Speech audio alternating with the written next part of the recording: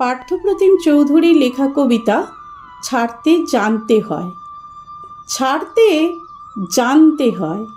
সকালে ঠিক সময়ে বিছানা, পেট খারাপের সময় রাজশাহী খানা, ঘণ্টা পড়ার আগেই পরীক্ষার খাতা, ভালোবাসার জীর্ণ ছেঁড়া পাতা, বিয়ের পর প্রাক্তন প্রেমিকার হাত, যৌবনে পৈতৃক ভিটের নিশ্চিন্ত ছাদ।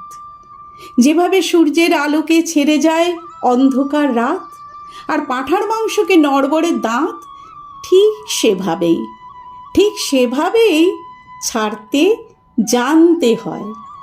পদ আর সম্পদ আঁকড়ে ধরবে যত, পিছলে যাবে বারবার মুঠোয় ধরা বালির মতো।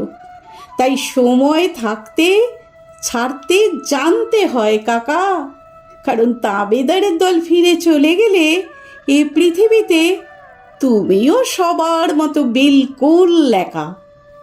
ছাড়তে জানতে হয় ষড়রিপু, কাম, ক্রোধ, লোভ, মোহ, মদ, মাৎসর্য। সলমনকে যেভাবে ছেড়ে এসেছিল রায়সুন্দরী ঐশ্বর্য, ঠিক সেভাবেই ছাড়তে জানতে হয়। রবি ঠাকুরের মতো ছাড়তে জানতে হয় নাইটহুড প্রতিবাদে।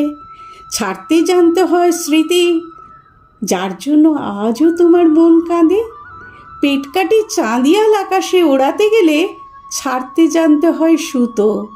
ক্লান্ত পায়ে ভাঙা সম্পর্কের বোঝা না বয়ে ছাড়তে জানতে হয় তাকে, যার আঙুল একদিন তোমার চিবুক ছুঁতো।